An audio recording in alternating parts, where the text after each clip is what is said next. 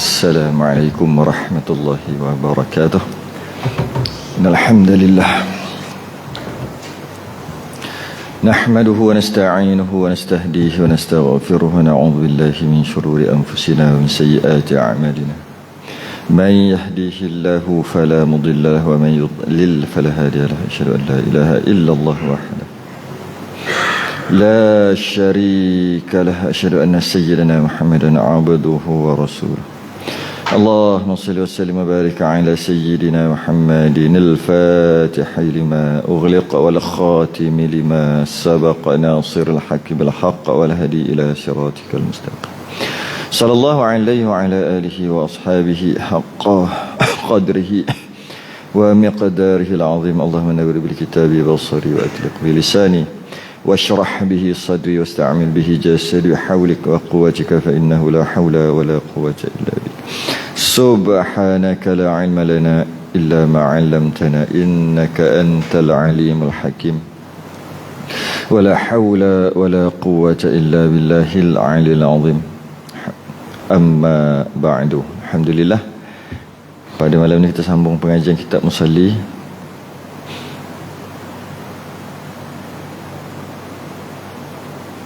Berhenti kat mana? Pada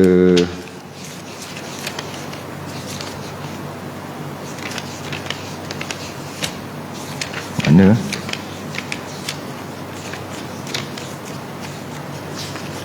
Oh, keempat. Rukun syarat sah sembahyang yang keempat. Kalau kitab saya muka surat 13. Cetakan lain muka surat lain. Kalau Jawi muka surat 6. 1, 2, 3, 4, 5, 6 daripada atas. 6 daripada atas. Muka surat 6 daripada atas.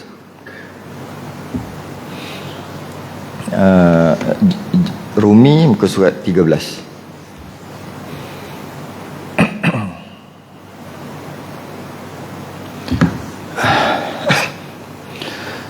Qala al-mu'allif rahimahullahu ta'ala wa nafa'ana wa iyyakum bi'ulumihi fid darin amin ya rabbal alamin. Yang keempat syarat sah sembahyang daripada 9 perkara. 4 daripada 9. Yang pertama mengetahui masa waktu, yang kedua menghadap kiblat, yang ketiga baru ni tutup aurat. Yang keempat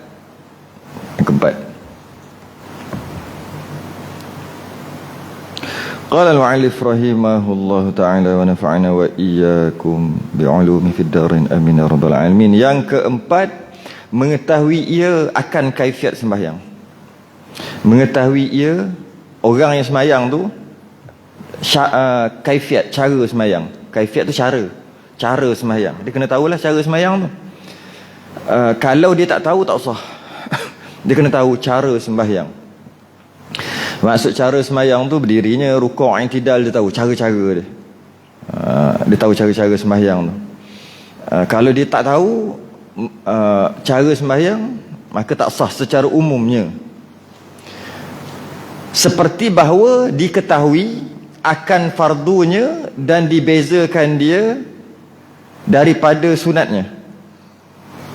Maknanya dia kena tahu mana wajib, mana sunat. Dia kena tahu yang ni wajib, yang ni sunat. Masa berdiri, dia kena tahu berdiri tu wajib ke sunat, rukuk tu wajib ke sunat, subhana rabbil azim wajib ke sunat, wa bihamdih wajib ke sunat. Tadi terlepas pula. Fatihah wajib ke sunat, surah wajib ke sunat, berdiri wajib ke sunat, sujud wajib ke sunat, subhana rabbil a'la wajib ke sunat. Itulah. Duduk di antara dua sujud wajib ke sunat, baca rabbi fili warhamni wajib ke sunat. Dia kena tahu sesuatu. Jika dia tak tahu, maka secara umumnya tak sah. Secara umum, maknanya ada bincang lagi lah, ada perbincangan lagi. Cuma secara umumnya tak sah. Dia kena tahu cara dia sembahyang. Dia tak boleh ikut aja tanpa dia tahu cara sembahyang tu. Tak boleh. Lebih-lebih lagi dia tak tahu mana wajib dan mana sunat. Risau juga tu. Selawat wajib sunat. Selawat pada tahiyat akhir, selawat kepada keluarga Nabi pada tahiyat akhir. Selawat pada Nabi, Allahumma salli ala sayyidina Muhammad wa ala ali tu. Lain hukum. Risau juga, tapi jangan risau, kita baca dulu. Kalau tak tahu secara umumnya tak sah. Dia kena tahu mana wajib mana sunat. Okey. Bahkan jika ia i'tiqad, dia kata sekalian itu fardu, semua wajib. Duduk ke baca ke surah tak surah, subhana rabbil a'la rabbi fil warhamni kama sallaita ala ibrahim, semualah kata segala wajib, rukun, fardu. Atau setengahnya fardu dan setengahnya sunat. Kita biar tu dulu, kita jawab dulu. Padahal orang awam, belum lagi, dan tiada diqasadkan sunat yang fardunya, sahlah semayangnya. Kita ambil sah semayang tu, jawab. Bahkan jika, kayak saya sebut, kalau dalam kitab fiqh dia akan ada jika maka. Jika maka dia panggil. Jika tu dia akan buat masalah. Jika gini, maka jawab dia gini. Macam ni, macam ni, macam ni, macam ni. Kita lama, dia suka gabungkan jika tu. Jika gini, jika gini, jika, maka. Bila kita baca, sampai dah lupa dah nak jawab. Kat mana jawabnya. Sebab tu saya berhenti kejap. Contohnya, bahkan jika ia i'tiqadkan sekaliannya fardu. Berhenti kejap. Itu satu masalah. Kena jawab dulu kan. Kalau kita bahasa sekarang punya style sekarang punya kitab atau buku atau style penulisan sekarang, dia akan buat satu-satu, poin 1, 2, 3. Tapi dulu tak. Dia gabungkan soalan lepas tu dia jawab sekali. Masalahnya bila kita gabung lepas satu akhir sekali, ni apa ni? Jawab yang mana satu ni? Kita dah jadi pening. Jadi saya cuba kita modernkan sikit. Iaitu kita berhenti kejap. Bahkan jika ia i'tiqad sekalian tu fardu, stop kejap. Itu satu masalah. Jawab terus ujung tadi. Sahlah semayang. Jawab terus. Jadi kalau dia kata semua dalam semayang tu semua wajib, semua wajib, sah semayang dia. Bagi orang, padahal orang awam, bagi orang awam, orang biasalah kita. Jadi kalau dia kata wajib tak baca surah Sajadah pagi Jumaat, surah tu dia kata wajib, maknanya dia telah tukar tu. Yang sunat dia kata wajib, hukum asal tak sah semayang dia. Tapi oleh kerana dia tu orang awam dan dia kata yang sunat itu wajib, sebab dia kata bukan, dia kata yang sunat itu bukan, dia kata semua wajib, janji termasuklah surah, maka sah semayang. Okey, bukan suruh buat gitu, cuma nak bagi tahu semayang dia sah. Masalah yang kedua, atau setengahnya fardu dan setengahnya sunat dan tiada dibezakan. Dua masalah kedua pula. Setengah fardu, setengah sunat. Maksudnya dalam sembahyang ada yang wajib, ada yang tak wajib. Berdiri rukuk tu adalah. Yang mana adalah sebahagiannya wajib, rukun. Sebahagiannya sunat aja. Yang mana jangan tanya. Tapi ada yang wajib, ada yang sunat. Dan tidak dibezakan. Dia tak cakap rukuk ke sujud, tak. Dia kata, dia cuma secara umum ada yang wajib, ada yang sunat. Ada wajib, ada sunat. Yang mana tak cakap. Tak tahu, bukan tak cakap, tak tahu. Cuma ada wajib, ada sunat, dan tiada dibezakan. Kalau dia bezakan, dia tahulah yang mana wajib, yang mana sunat. Yang ni wajib, yang ni sunat, ni wajib, yang ni sunat. Ini tak, dia tak tahu. Yang dia tahu dalam sembahyang yang kita dok buat ada wajib, ada sunat. Jawab terus, sah sembahyang. Dua masalah. Padahal orang awam, yalah, kalau orang tu orang bukan orang awam, orang alim, dia kata yang wajib tu sunat, yang dia kata yang wajib tu sunat, contohnya dia nampak macam main-main, maka kat situ berdosa, tak sah sembahyang dia. Tak sah bukan sebab tu, sebab dia macam main-main. Dia orang tak alim, orang tahu, tiba-tiba dok main-main apa gitu. Sebab tu dia kata orang awam, orang biasa, orang yang tak tahu. Okey. Dua masalah termasuk padahal orang awam. Orang awam pun sama. Orang awam dengan dia kata semua wajib dalam sembahyang sah. Orang awam dia kata sebahagian ada wajib, sebahagian ada sunat, tapi aku tak bezakan mana-mana, aku pun tak tahu. Sah juga. Okey. 3, 4, tiada diqasadkan sunat yang fardunya. Dia jangan kata yang sunat itu wajib. Dia kata yang sunat itu wajib. Dia kata tu maksud dia katalah, dia pegang gitu, sunat itu wajib, tak sah sembahyang dia. Jadi kita dapat faham kat sini, kalau kata wajib tu sunat, sah. Kalau kata sunat tu wajib, tak sah. Sebab tu dia kata semua sembahyang aku yang aku buat semua wajib. Berdiri wajib, surah wajib, Fatihah wajib, auzubillah wajib, doa iftitah wajib, rukuk wajib, bacaan dalam rukuk wajib, semua dia wajib. Sah kan? Sebab apa sah? Sebab dia kata yang wajib, yang sunat tu wajib. Yang sunat tu wajib. Yang wajib dia kata wajib sebab dia kata semua. Semua wajib. Maknanya yang wajib dia kata wajib, yang sunat pun dia kata wajib. Sebab tu sah. Tak naknya yang wajib dia kata sunat. Itu tak boleh. Ataupun dia kata sembahyang aku dalam sembahyang semua sunat. Berdiri sunat, Fatihah sunat, semua sunat. Tak sah. Kalau kata wajib itu sunat, tak sah. Kalau kata sunat itu wajib, sah. Sah. Bagi orang awam yang tak tahu ni. Lepas tu dia kata, dan tiada diqasadkan sunat yang fardunya. Yang sunat dia tak qasadkan yang fardu tu sunat. Dia kata baca Fatihah sunat. Dia kata sunat, tak sah sembahyang. Kalau dia kata surah tu wajib, sah. Tapi orang tak cerdik, orang tak mengaji lah. Cuma sah. Doa iftitah tu wajib, sah. Rukuk tu sunat, tak sah. Yang wajib jangan kata sunat. Yang sunat boleh kata wajib bagi orang tak mengaji. Bagi orang tak mengaji. Bagi orang mengaji, dia tahu sungguh-sungguh, dia kata gitu juga, yang wajib tu sunat, yang sunat tu wajib, maka dia nama bermain-main. Kat situ dia berdosa, dan sembahyang ni juga tidak sah. Tak sah sebab macam main-main. Main apa ni? Benda ni mana boleh main-main. Okey, habis. 4 senang aja. Yang kelima pun senang. Yang keenam ni yang susah. Yang kelima, suci ia daripada hadas besar. Sekejap. Kita sedang membincangkan tentang syarat sah sembahyang. Jika ada perkara itu sah, tak ada perkara itu tak sah. Jangan lupa. Maknanya yang pertama, masuk waktu. Mengetahui masuk waktu. Jika masuk waktu, sah. Sembahyang masuk waktu, sah. Tak masuk waktu lagi, sembahyang tak sah. Yang kedua, hadap kiblat. Syarat sah sembahyang. Jika dia sembahyang menghadap kiblat, sah. Jika tak menghadap kiblat, tak sah. Sembahyang wajib, sembahyang sunat tak apa. Yang ketiga, menutup aurat. Jika dia menutup aurat, sah sembahyang. Jika dia tidak menutup aurat, tak sah sembahyang. Keempat, dia kena tahu cara-cara sembahyang. Jika dia tahu cara sembahyang, sah. Jika dia tak tahu, tak sah. Tak tahu dengan maksud yang wajib, yang sunat dia kata wajib. Terbalik. Yang wajib dia kata sunat. Itu maksud dia. Yang kelima, suci ia daripada hadas besar. Dengan maksud, jika dia berhadas besar, tak sah. Jika dia tidak berhadas besar, sah. Kita bincang tentang syarat sah. Dan hadas kecil. Jika dia berhadas kecil, tak sah. Jika dia tidak berhadas kecil, sah. Hadas kecil ni wuduk, hadas besar ni junub. Jadi orang haid, orang nifas, orang berjunub, tak sah sembahyang dia. Orang tak berwuduk, yang tak ada wuduk juga tak sah. Tak sah sembahyang dia. Kalau dia buat secara dia buat juga sedangkan dia tahu hukumnya haram, dosa. Kalau dia tak tahu, tak berdosa. Tapi tetap juga sembahyangnya tak sah. Maka jika kedatangan hadas di tengah sembahyang, batal sembahyang ni. Tengah-tengah sembahyang hadas kecil datang, kentut, suami isteri sentuh.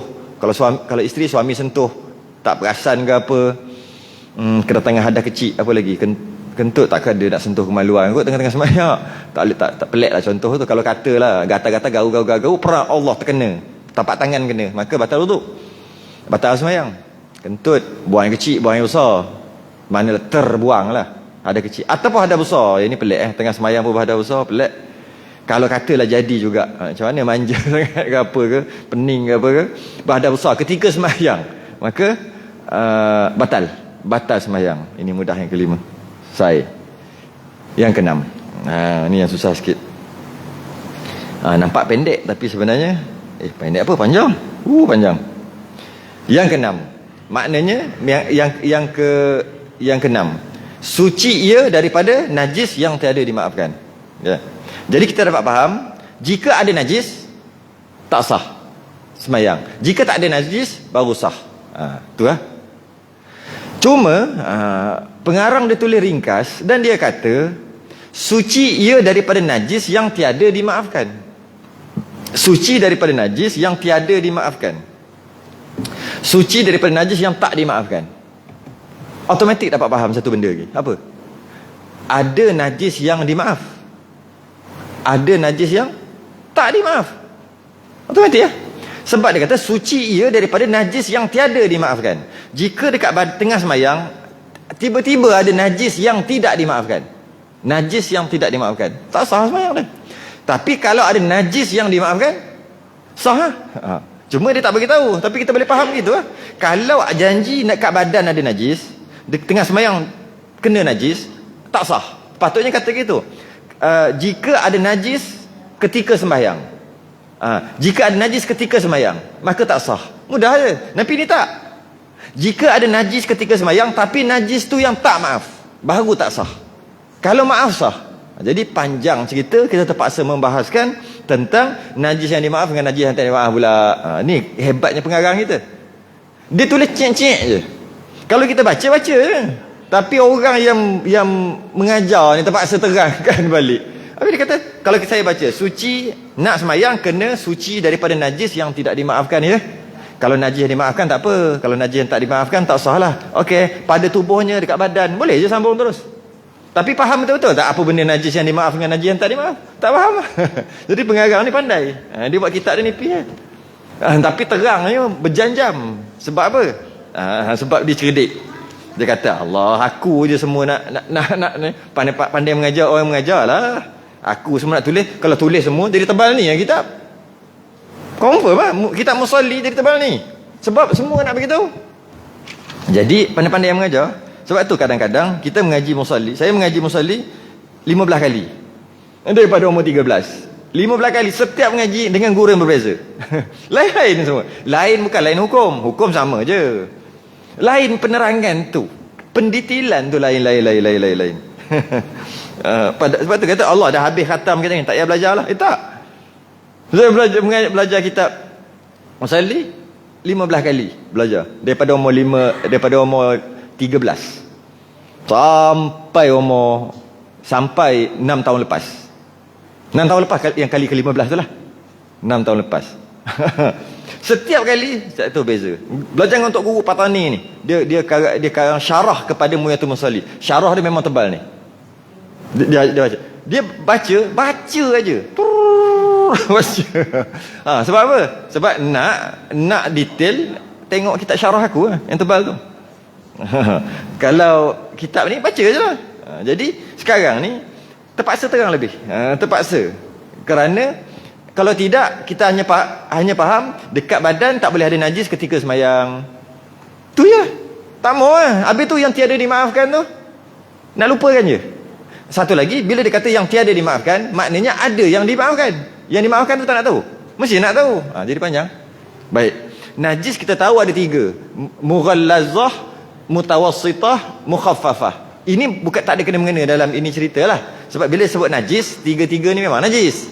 Tapi bila sebut najis yang tiada dimaafkan, dia terbahagi kepada najis terbahagi kepada 2, iaitu najis yang dimaafkan dan tak dimaafkan.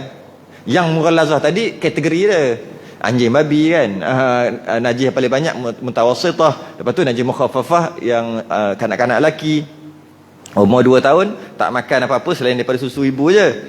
Itu najis dari segi kategori ringan, sederhana, berat. Yang kita nak bincang ni bukan yang itu.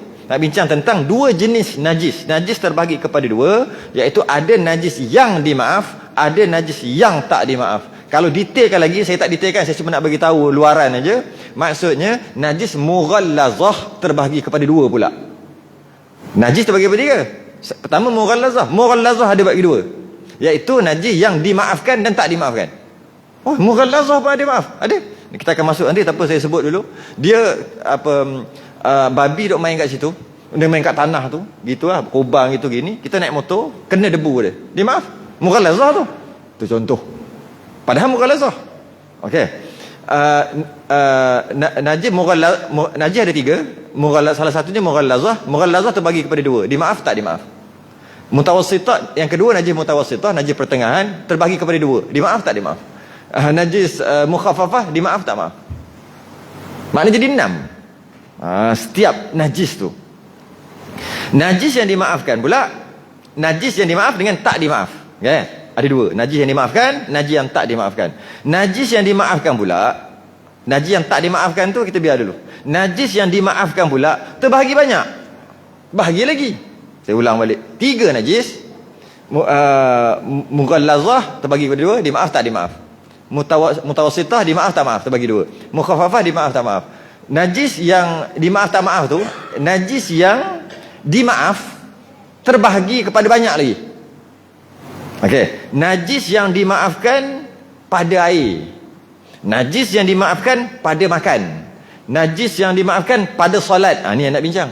Najis yang dimaafkan pada berubat, nak berubat, tu najis dimaafkan. Najis yang dimaafkan pada solat, kita ambil contoh tu dulu. Saya ambil satu contoh nyamuk. Itu senang, banyak boleh dapat. Nyamuk datang dekat kita, dia hidup. Binatang yang hidup ada dekat badan, janji tak ada najis dekat dia, tak nampak najis dekat dia, maka sembahyang sah. Walaupun badak duduk atas kepala pun. Badak duduk atas ni, tapi tak adalah najis kat punggung dia. Contohlah, tak ada masalah. Okey. Tapi kalau nak kira dalam perut badak tu ada najis tak? Ada, tapi dia hidup. Okey. Sama juga nyamuk. Nyamuk lalat hidup, ada dekat badan. Janji dia hidup, ada dekat badan, dia tak dikira najis. Dia tak najis sebab dia hidup. Kalau dia mati baru jadi bangkai. Okey. Sedangkan dalam perut dia mungkin ada najis. Nyamuk hidup, kena kat badan, tak ada masalah ketika semayang. Kita cerita pasal semayang. Kemudian kita pun buat gitu. Gitu ke? Kan? Sikit, jangan bagi yang tak batal lah. Ataupun garu. Allah tengok, dia dah kenyang kat sini. Okay. Bila kita garu, automatik sekarang dia ada najis kat situ. Ada dua najis. Pertama, dia sendiri, bangkai nyamuk. Yang kedua, darah. Darah tu lah, darah pun najis. Ada dua. Nyamuk tadi jatuh, tinggal darah saja. Darah nyamuk kita panggil. Darah nyamuk ke darah kita? Dia tak panggil darah kita, memang asal darah kita, dia panggil darah nyamuk. Dia panggil darah nyamuk sebab bila dia hisap darah kita, dah jadi dia punya. Tak boleh panggil darah kita. Darah kita yang pacat hisap, lepas tu kita tarik dia, tinggal gigi dia. Gigi lah kita taring dia keluar darah. Itu darah kita. Tapi dalam perut pacat, darah pacat. Lepas tu kena bubuh air tembakau. Orang kampung lebuh air tembakau. Dia lepas sendiri. Bila lepas, sekejap 5-10 minit okay. Kalau tarik pacat tu, memang jawabnya berjam-jam tak berhenti darah tu. Jadi bila dia isap tu, darah dia lah kita panggil. Darah dia, darah asing, boleh kata gitu juga. Dia asalnya darah kita. Ya, bila dah masuk perut dia, jadi dia punya lah. Okay. Bila ada darah nyamuk dan ada bangkai dia jatuh, tinggal darah saja. Okay. Darah dia pula kecil je, 5 sen tak sampai kot, besar 5 sen tak sampai. Maka darah tadi dimaafkan. Tu najis yang dimaafkan. Darah yang dimaafkan bagi solat. Nampak? Sebab tadi darah dimaafkan ada banyak tadi, 4. Darah dimaafkan bagi solat, dimaafkan bagi makan, dimaafkan bagi air, dimaafkan bagi berubat. Maka semayangnya sah semayangnya, jangan berhenti walaupun ada darah. Darah tu najis, dimaafkan bagi solat. Bangkai dia tadi melekat sekali. Tadi jatuh kan, melekat. Kita pun tengok aja, biar aja, batal semayang kita. Sebab ada bangkai dia tadi tu najis juga, bangkai nyamuk. Tapi dia tak dimaafkan bagi solat. Hanya darah je dimaafkan bagi solat. Bangkai tak dimaafkan bagi solat. Bangkai tadi jatuh dalam air, buat masalah. Jika maka buat masalah. Jatuh, bukan jatuh, kita masukkan nyamuk tadi, kita ambil nyamuk, kita masuk dalam satu gayung air. Air itu bukan silap. Bangkai tadi terjatuh ke dalam gayung, satu gayung air. Air itu kekal mutlak. Kalau kena nyamuk tu ada dekat badan, tak sah semayang. Tapi nyamuk tu jatuh masuk dalam air. Air tu pula kurang 2 kolah, satu gayung, satu cawan aja. Air tu kekal mutlak. Maknanya bangkai tadi dia dimaafkan bagi air, tapi dia tak dimaafkan bagi solat. Okey. Darah dimaafkan bagi solat dengan syarat jangan banyak, sikit aja. Sikit pula ulama khilaf. Sikit tu banyak mana? Ada khilaf, ada yang kata 5 sen, besar 5 sen, ada kata besar 10 sen dulu. Ada kata besar 50 sen, ada kata besar 2 jari, ada kata besar setapak tangan. Semua khilaf, tapi yang masyhur dan mutamat 10 sen. Besar 10 sen. Kalau lebih pada 10 sen namanya banyak. Kalau nyamuk gajah Nyamuk gajah yang besar tu lah. Rasanya nyamuk gajah nama. Besar nyamuk. 2 ekor, 3 ekor. Perang banyak lagi logik. Banyak. Lebih 10 sen. Maka ini yang mutamat lah. Yang tadi khilaf je. Maka batas sembahyang dia. Tapi kalau bawah 10 sen, dinamakan sikit. 10 sen. Kenapa ambil 10 sen? Ulama lain kata besar tapak tangan. Ada yang kata besar 2 jari. Besar 2 jari kerana dikiaskan daripada ikan yang 2 jari ke bawah tak disiang boleh makan dengan isi perut. Lebih 2 jari tak siang, maksudnya ada isi perut dia, najis, haram makan. Tak kisahlah buat ikan perasam ke ikan apa, ikan kering ke, tak boleh, ada isi perut. Sebab tu kita makan ikan kering. Kalau tak ada isi perut pun boleh. Kalau kita nak kira, kita makan ikan kering tu, ikan ni kering, ikan bilis, ikan kering pula, ikan bilis. Kita nak kira kalau kita makan banyak mana tu, kita kumpul semua dia punya isi perut dia, mau banyak agak tu, mau 2-3 suap kalau makan banyak. Tapi dimaaf, sebab ikan tu kecil daripada 2 jari. Jadi ambil kias daripada 2 jari, darah pun 2 jari juga. Ambil kias daripada 10 sen, lubang dubur besar mana, maka itulah dia ambil letak. Kenapa gitu? Bagi orang yang tak tahu ni, tak boleh faham lah, tapi saya sebut juga. Kita apabila buang air besar, tak wajib basuh dengan air walaupun ada air. Dia panggil istinja. Dia boleh juga dia panggil istijmar, pakai batu atau pakai tisu walaupun ada air. Dia tak sama macam tayamum. Tayamum ada air, pakai debu tak sah sembahyang. Tak sama. Kalau tak ada air baru boleh tayamum.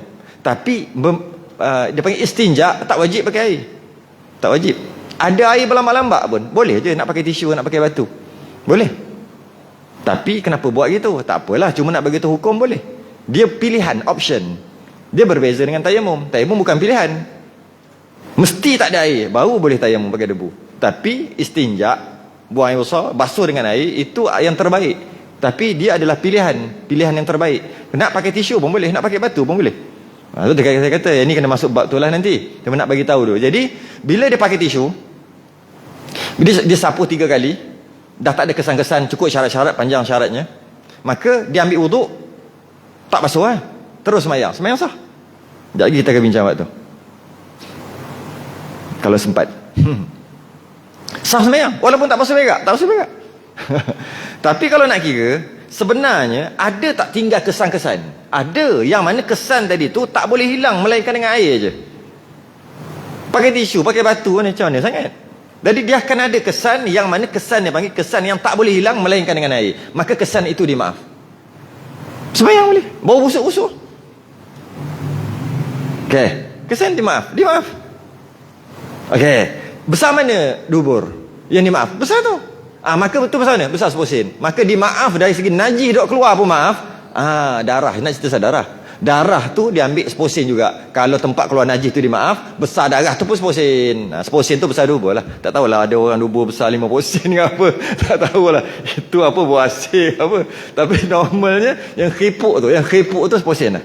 Tu normal. Bila dia keduk masuk keduk sungguh tu, yang itu. Yang itu yang dimaaf. Jadi kena tu 10 sen. Saya nak bagi tahu poin kat sini. Ulama kata besar tapak tangan, besar 2 jari, besar 10 sen, besar 5 sen, ada benda. Ada cerita. Bukan dia main fikir kita ambil 5 sen lah. Sebab kalau 10 sen tu macam besar sangat lah. Kenapa? Besar. Tak ada. Dia ada sebab. Kalau nak kisah satu-satu jadi panjang lah lagi. Cuma dia ada sebab. Ulama kata mesti ada sebab. Kenapa air 2 kullah tu dikira banyak, kuat? Ada sebab. Kurang 2 kullah, sikit-sikit. Kalau masuk najis kurang 2 kullah, tak berubah pun air, mutan najis semua. Kalau lebih 2 kullah, tak berubah, masuk najis, kekal mutlak. Kenapa ambil 2 kullah? Ada sebab. Bukan main 2 kullah 3 bukan, ada sebab. Cuma kalau cerita jadi panjang tunggu masuk pelajaran ni saya bincang panjang. Jadi najis. Okey, sekarang ni ulang balik kena kita cerita nyamuk aja. Nyamuk ada kat kita tak ada masalah sebab dia hidup. Apa binatang ada kat kita hidup tak ada masalah. Dengan syarat jangan ada najis kat dia lah. Kalau ada kat punggung dan najis memang tu masalah lain pula. Kecuali anjing babi. Okey. Ada tak ada masalah. Kita bunuh dia ataupun tak sengaja kita garu dia mati. Bangkai dia tak dimaafkan nisbah sembahyang. Tak maaf. Ada dekat badan bangkai dia, mayat dia. Ada dekat badan tak sah. Kalau jatuh tak ada masalah. biar jatuh. Jatuh pula masuk dalam air. Masuk dalam air. Maka air itu kekal mutlak. Dimaafkan bagi air, bangkai tadi. Tapi tak dimaafkan bagi sembahyang. Darah tadi kurang daripada 10%, besar dia, maka dimaafkan bagi sembahyang. Dimaafkan bagi sembahyang pula. Okey. Ambil air tu, ambil darah tadi tu, ambil satu gayung, celup basuh. Semua muntah najis. Darah tadi tak dimaafkan bagi air. Tak ada. Tapi dimaafkan bagi sembahyang. Dia bukan kalau maaf semua. Tak. Jadi kalau kita kena kat sini darah sikit, sembahyang tak apa, dimaaf. Kita lepas habis sembahyang maghrib, kita pergi cuci. Kita pergi dekat kolah, kita nak celup, takut kata konon takut kotor, padahal celup aja. Air 2 kolah kan. Celup aja. Dia pun ambil satu gayung. Nak jimat konon. Lepas tu celup masuk. Semua air tu muntah najis, tangan-tangan dia muntah najis. Lepas tu garu kat ni, garu penuh muntah najis lah. Semayang dia insya' lepas dia tu tak sah dah. Padahal kalau dia biar je tak basuh, semayang insya' terus sah. Sebab apa? Dah kena air. Dia tak dimaafkan bagi air, darah tadi. Tapi semayang boleh, dia dimaafkan bagi semayang. Habis bangkai tadi, bangkai tak maaf bagi semayang. Habis bangkai tu masuk air, dimaafkan bagi air, bangkai. Sebab bangkai yang darah tak mengalir dalam tu, dia panggil serangga lah bahasa kita. Tapi kalau bangkai yang darah mengalir, tak maaf juga. Kucing mati, kucing jenis darah mengalir, mati, masuk dalam air, muntah najis. Yang ni kata serangga yang darah tak, serangga yang darah dia tak mengalir. Paling besar cicak. Ke bawah lah bubuk, lalat, semut yang tak darah mengalir. Apa maksud darah mengalir? Kalau kita operate dia ketika dia hidup, tak ada darah. Maksud tak ada darah gitu. Kalau cicak kita operate masih hidup, dia ada darah, tapi darah beku. Darah tu beku je kat dalam. Maka cicak paling besar lah yang dimaaf. Cicak tu dia maaf. Bila cicak mati, masuk dalam air, kekal mutlak. Lalu tak lalu kita nak minum tu nombor 2. Tapi kekal mutlak. Tapi cicak yang mati ada kat badan, jatuh, kita biar je. Kalau kita buang cepat-cepat tak apa, kita biar je, batal sembahyang kita. Kena masuk air. Masuk air boleh. Kalau logik kita, masuk air lagi nampak keji atau nampak kotor. Setakat kena kat badan, tak rasa kotor. Itu akal kita. Bila masuk air, dimaafkan bagi air. Sebab tu dalam fiqh dia tak boleh pakai akal. Pakai akal ni bab tauhid, bab mengenal Allah. Tengok itu fikir, tengok alam fikir, tengok orang fikir, tengok pokok fikir. Mengenal Allah kena guna akal. Tak boleh sami'na wa ata'na, tak boleh dengar percaya. Ustaz kata Allah ada. Ustaz kata Allah tu kuat. Ustaz kata Allah tu berilmu. Ayah dia kata Allah itu maha mendengar, Allah maha mendengar. Tak boleh, tak sah iman. Dia kena fikir, dia kena belajar, fikir pakai otak. Tu tauhid. Fiqh jangan pakai otak. Maksud jangan pakai otak, jangan fikir. Kalau fikir tak boleh pergi ke? Boleh pergi. Wuduk batal sebab kentut. Macam mana nak settle masalah tu? Basuh muka, tangan, kepala, kaki, wuduk. Padahal basuh punggung baru logik. Dah keluar kau tu angin, kenapa basuh muka, tangan, kepala, kaki? Boleh fikir? Tak boleh fikir. Fiqh tak boleh fikir. Tak boleh fikir. Khuf, yang tahu khuf tu apalah, moza. Yang tak tahu lupakanlah. Dia bila nak ambil, nak sapu khuf, sapu kat atas, bukan sapu kat bawah. Sapu kat bawah tak sah, kena sapu kat atas ataupun sekali atas dengan bawah. Yang penting atas. Logiknya bila pakai khuf tu, bawah lah yang kotor. Akal kita kata sapu bawah, tapi sapu atas. Bawah tak boleh. Sayyidina Ali kata, kalau ikut kepala otak aku yang cerdik ni, Sayyidina Ali kata, aku akan sapu khuf kat bawah. Tapi Nabi kata tak sah, kena sapu kat atas. Bagi orang yang tahu apa itu khuf lah. Bagi yang tak tahu, panjang pula cerita bab khuf nanti. Jadi maknanya ada yang dimaaf, ada yang tak dimaaf. Okey. Ada beberapa perkara lagi yang tak sentuh. Pertama, dimaaf bagi solat dah, dimaaf bagi air dah, dimaaf bagi makan belum. Maksud cerita apa ni? Cerita najis. Najis dimaaf bagi makan. Bila sebut dimaaf bagi makan, boleh makan. Najis pun boleh makan. Ya, hari-hari makan. Tadi saya bawa makan najis. Apa dia? Makan daging tu kat Kemira tu. Oh, mantap. Tengok dia bakar nasi kerabu dia, daging potong tu. Allah. Okey, agak-agak daging tu dia buat macam mana? Dia akan potong, basuh gitu. Ya. Kalau kita perah dia, masa dia nak bakar tu, kejap. Tapi tu dia dah campur dengan ramuan. Yang belum campur ramuan lagi. Masih baru nak campur dia punya, nak marinate sebelum tu. Kejap, jangan letak lagi. Kita pegang. Apa? daging tadi, kita pun perah ha? Agak-agak keluar darah, darah najis tak? Boleh tak buat gini? Lepas bakar kita makan yang sama juga, boleh tak? Ambil kejap jadi Dracula. Kita perah, kita bubuh dalam cawan, kita ambil yang kedua, daging yang kedua kita perah, bubuh dalam cawan, daging ketiga penuh cawan dengan air darah yang tak apa-apa pekat sangat lah, dah cair, dah campur air sikit kan, letak tepi, okay. Berapa ketul? 5 ketul. 5 ketul. Bakar. Okey. Ada 5 ketul lagi, jangan perah, bakar. Siap-siap. Okey. Kita pun makan yang tadi tu, yang dah siap perah tadi makan. Maksudnya yang tawar tadi lah, dah siap perah tadi. Lepas tu kita minum air tadi. Gok. Boleh tak? Orang yang makan direct tanpa perah, dia makan banyak tu juga. Sama je. Ada dalam daging tu darah. Sama tak boleh. Haram hukumnya makan gitu. Minum gogok gitu. Habis makan boleh? Boleh. Kalau makan tanpa dikeluarkan darah tadi, tanpa diperah tadi, boleh. Dimaafkan bagi makan. Dimaafkan bagi makan kerana susah nak buat. Kalau gitu memang kena masuk spin. Spin. Lepas tu makan-makan tawa. Daging apa ni macam kertas, macam kayu daging. Hilanglah lemak. Yang sedap-sedap tu darah kalau nak tahu. Yang sedap-sedap tu darah. Kan ada apa yang raja yang makan darah. Bersiung.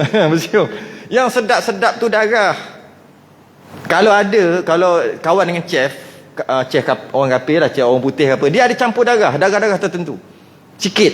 Bukan darah orang, darah binatang ada. Untuk bagi sedap. Ada. Kalau tak kita tahu tak boleh makan lah gitu sebab dia campur. Okey, nak tahu. Boleh tak ambil daging tadi, ayam pun sama.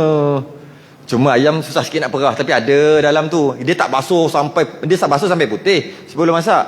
Tapi tak basuh, perah sungguh. Basuh lenyek, ada darah lagi tak. Basuh dah putih dah. Padahal ada lagi dalam tu. Okay. Lepas tu ambil, asingkan, perah asingkan. Lepas tu yang dah perah tadi bubuh buat gulai. Okay. Bila dah menggelegak, ambil yang satu gelas yang kita perah masuk. Boleh? Tak boleh, hukumnya haram. Tapi kalau tak perah ambil masuk, sama juga. Dimaaf. Kerana dia kalau kena buat itu memang menyusahkan. Panjang lagi cerita ni. Saya cuma nak bagi tahu ada sesuatu najis yang dimaafkan bagi makan. Ya. Bila boleh makan, kita pun buat masalah jika maka. Jangan kata pelik-pelik contoh. Buat jika maka.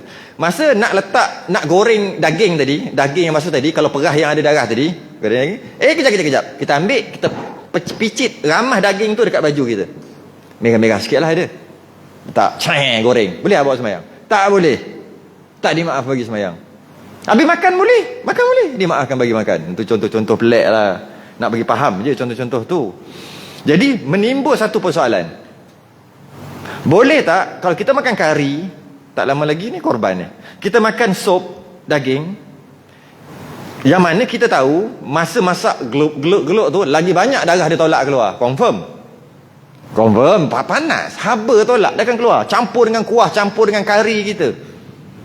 Okay, kita pun makan, dimaafkan bagi makan, no problem. Makan, menitik kari tadi, sop tadi dekat baju. Adakah wajib basuh? Wajib basuh. Kalau tidak, sembahyang tak sah, walaupun dia ada khilaf kat situ pada mazhab dia. 3 mazhab tak wajib basuh. Mazhab Syafi'i pendapat muktamad wajib basuh. Sebab apa saya sebut 3 mazhab? Sebab pasti ada orang dah buat dah. Dia tak peduli pun. Dia kata tadi boleh makan, takkan nak basuh, nantilah balik basuh kat rumah. Dia tak basuh pun sebelum sembahyang. Ramai orang buat gitu sekarang, dia tak pernah dengar hukum ni. Jadi macam mana? Saya sebut awal-awal 3 mazhab.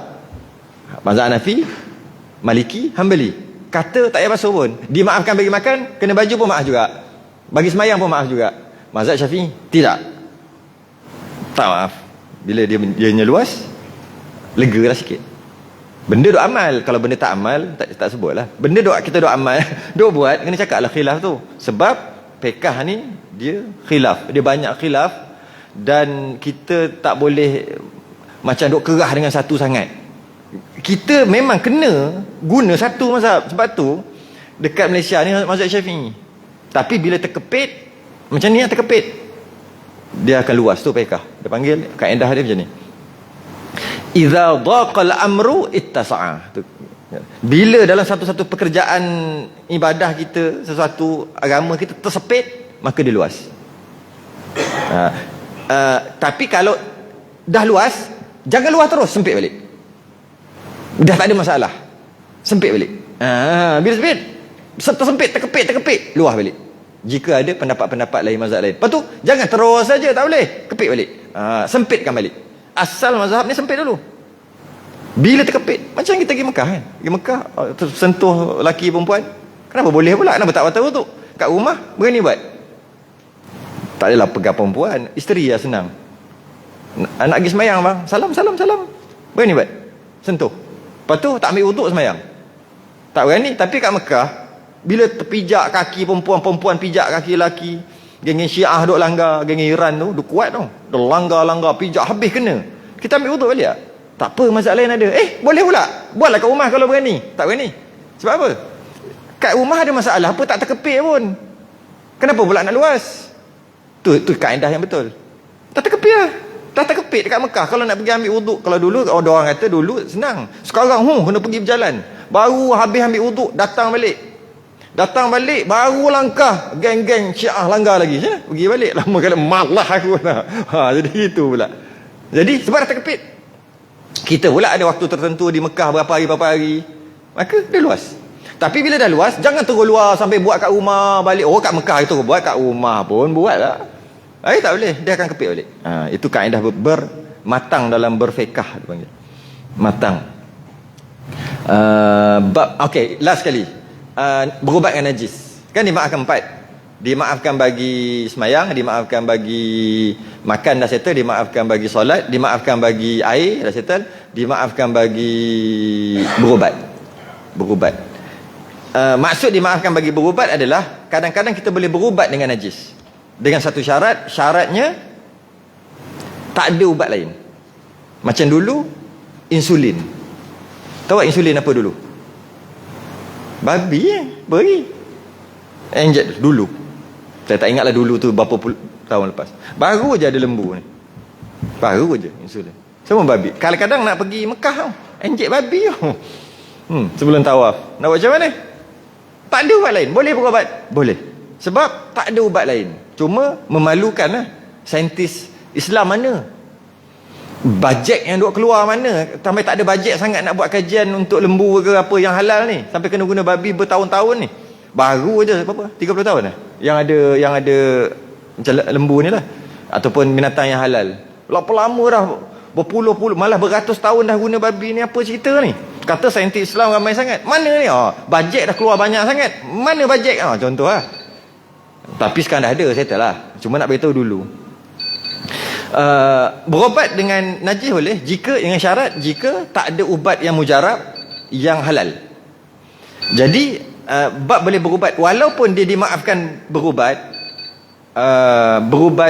Dimaafkan najis tu, dimaafkan bagi berubat. Dia tak semesti dimaafkan bagi air, tak semesti dimaafkan bagi makan, tak semestinya dimaafkan bagi sembahyang, tak semesti. Dia cuma dimaafkan bagi berubat. Contoh dulu, Tok Guru bagi contoh. Saya pun tak pernah buat benda ni.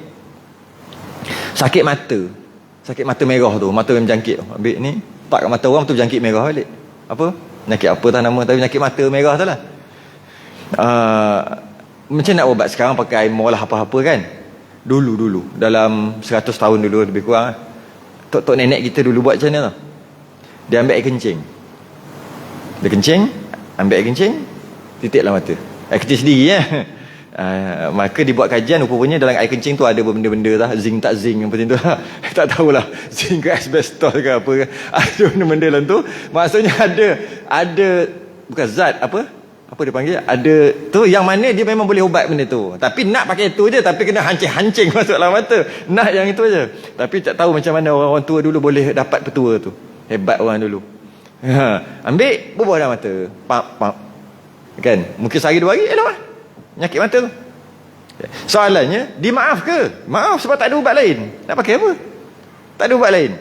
Soalannya, bila nak semayang, boleh semayang? Tak sah. Habis tu boleh pakai kan? Boleh berubat. Tapi tak sah bagi semayang. Tak dimaafkan bagi semayang najis tu. Dalam mata ni zahir. Jadi sebelum semayang wajib basuh mata. Tu. Jadi sekarang ni kita dapat faham suci ia daripada najis yang tiada dimaafkan. Apa dia? Lintah. Apa? Minyak lintah. Minyak lintah. Bukan lintah aja. Minyak macam ni. Minyak binatang yang kita tak boleh makan. Dia lebih sesuai gitu ayat dia. Minyak binatang yang kita tak boleh makan. Kan? Lintah boleh makan? Mana boleh ya? Haram tak boleh. Minyak binatang yang kita tak boleh makan. Ataupun minyak binatang yang kita boleh makan tapi tak sembelih. Sama lah. Minyak binatang. Burung yang buat minyak tu. Okey. Burung boleh makan. Tapi burung tu tak disembelih. Buat minyak. Minyak tu najis. Kan? Jadi yang cakap minyak lintah tadi lebih sesuai kata gini. Binatang yang minyak binatang yang tak boleh makan. Sebab kalau cakap lintah, satu lintah aja. Lintah. Macam ni kalau dengan burung, dengan macam-macam lagi yang lain-lain. Jadi lintah tak boleh makan. Jadi maka ianya adalah bangkai dia najis. Najis. Soalannya dimaaf ke tidak? Kalau dia dimaafkan, bila dia mati tu, lintah hidup tak ada masalah. Lintah dia kat bau ni, hilat tengah hisap darah ke apa, sah semayang. Janji dia hidup. Dia mati, dia jadi bangkai. Lepas tu buat minyak. Minyak tu, kenapa pakai minyak tu? Minyak lintah. Minyak lintah buat apa? Lain macam ni. Tak perasan sedar tu. Oh, kau sini. Kita dah sebut. Adalah ni. Oh, dia. Saya dah sebut. Okey. Tak iya juga. Pacat lah. Pacat dia macam pacat lintah. Pacat orang tak buat minyak. Okey, sekarang lambat. Jadi sekarang ni dia tu tak boleh makan. Dan dia itu bangkai. Bila dia mati, dia tu bangkai. Buat minyak. Bila buat minyak tu minyak muntah najis. Kenapa pakai minyak bangkai ni? Sebab tak ada binatang lain yang bukan najis untuk mujarab, tak ada. Maka kita boleh lah pakai yang najis, no problem. Okey, tapi dia dimaafkan bagi berubat sahaja. Dia tak dimaafkan bagi makan. Ambil minyak lintah tu gok lambat kesan gok tak boleh, hukumnya haram. Habis tu boleh berubat aja boleh. Dia tak dimaafkan bagi sembahyang juga? Tidak dimaafkan bagi sembahyang, tak dimaafkan bagi air. Kena setitik air dalam baldi. Kena setitik minyak lintah dalam baldi. Muntah najis semua. Okey, stop sekejap kat situ. Itu pendapat mutamat mazhab Syafi'i. Serangga saya sebut tadi kan ada khilaf. Serangga, tiga mazhab mengatakan serangga ni memang tak ada darah mengalir, maka dia memang dimaafkan bagi kena dekat badan pun maaf, kena kat air semua dia maaf. Sebab dia bukan binatang betul. Dia macam serangga. Dia termasuk. Maka lintah tu pun termasuk sebenarnya. Jadi kalau mazhab Syafi'i wajib basuh, kalau tidak tak usah sembahyang. Habis tu macam mana kalau dah buat? Kalau dah buat ada mazhab lain yang mengatakan dia bukan binatang, dia macam serangga. Tapi taklah serangga, tapi dia bukan binatang sungguh. Binatang ni dia ada jantung dia, kan dia ada tu kan. Apa dia panggil? Omnivore tu lah, benda-benda tu saya nak sebut tak lupa dah. Vertebrata, vertebrata. Sekarang ni tengok darah mengalir. Point dia dekat darah mengalir. Darah mengalir. Kalau dia darah mengalir, dia adalah binatang betul yang kita panggil binatang. Maka tak ada khilaf kat situ. Dia adalah mati bangkai, darah mengalir. Kalau darah tak mengalir, mazhab Syafi'i tetap dikira juga. Dikira maksudnya bangkai juga. Sebab tu tak boleh ada kat badan nyamuk tadi. Malah semut pun tak boleh ada dalam air jadi muntah najis. Sebab dia bangkai. Tapi mazhab lain kata tak. Sebab dia tak ada darah mengalir. Dia point dia dekat darah mengalir, bukan besar kecil. Kalau yang macam cicak besar, tokek tau. Tokek ubat aid lah. Kau tu pakat-pakat bela kan, habis ribu. Tapi tak ada, tak kaya-kaya pun. Bela cicak tokek. Yang itu ada darah mengalir. Itu bukan cicak sebenarnya. Dia spesies apa tah? Biawak kot. Biawak kecil kot. Tapi dia bukan spesies cicak. Cicak kita ni. Cicak yang ini dia serangga. Tak ada darah mengalir. Yang tu ada. Darah mengalir keluar.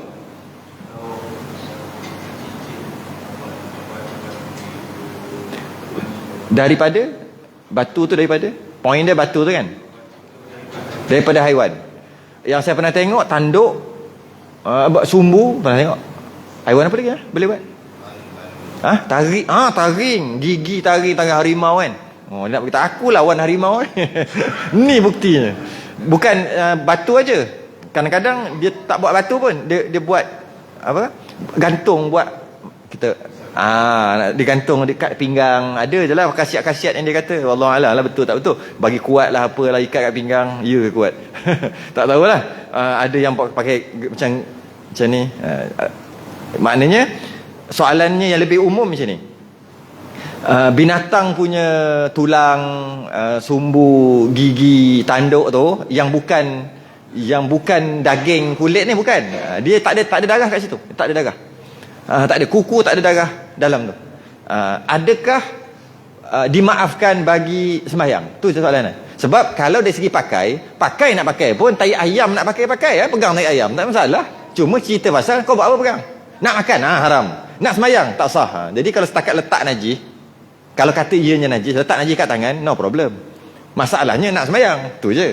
Okey. Adakah boleh? Kalau binatang tu yang kita ambil daripada binatang tu, kalau binatang tu yang boleh makan, kita boleh makan dia. Dan dia disembelih. Binatang yang boleh makan dan disembelih, no problem. Saya pernah tengok tanduk kerbau, dia buat pipe. Rupanya pipe ni buat sedap buat pakai tanduk kerbau. Yang orang isap pipe. Kalau buat pakai kayu dia panah gitu, dia kurang mujarab panggil.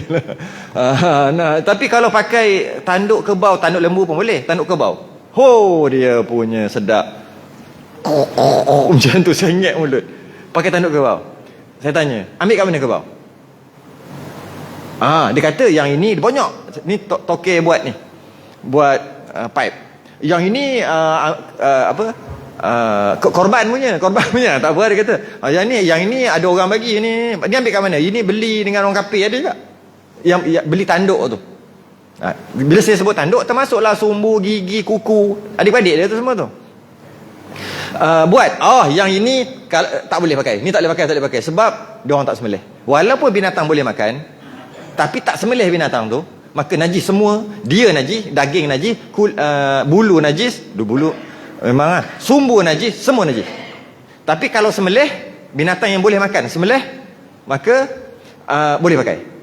Kalau binatang yang tak boleh makan pula, harimau, beruang, buaya yang tak boleh makan, sama ada sembelih ataupun tak sembelih. Sebab tak guna sembelih pun tak boleh makan kan. Tetap bangkai, tak boleh pakai secara mutlak. Tak boleh pakai secara mutlak. Yang boleh pakai hanya kulit saja. Yang binatang yang tak boleh makan, tak kisah sembelih ataupun tidak, hanya boleh pakai, yang hanya boleh ambil manfaat daripada dia hanya kulit. Bulu pun tak boleh.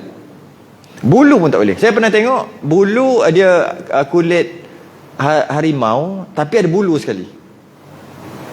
Dia buat semayang, dia buat baju, buat jaket. Memang cantiknya harimau. Saya kata semayang tu tak sah, tak boleh. Ya ke? Sebab dia katakan kulit boleh samak, kita panggil samak tu. Pakai asid ke, pakai apa ke. Orang dulu pakai taik burung merpati tak kat situ. Dia kata boleh, memang betul. Tapi hanya kulit saja, bulu tak maaf.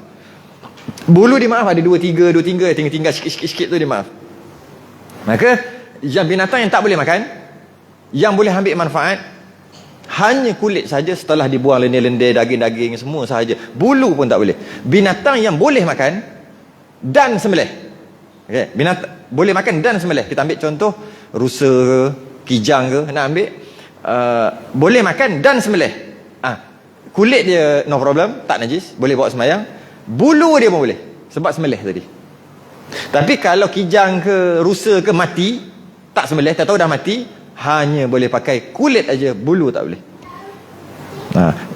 Dia punya tanduk-tanduk semua tak boleh sebab dia mati, tak disembelih walaupun dia boleh makan. Jadi syaratnya kena sembelih. Saya ada kelas tu lagi ni. Kita kata dah, yang ni bab panjang. Kita masuk suci ia daripada najis yang tiada dimaafkan dia pada tubuhnya. Berhenti kat situ. Pada tubuhnya.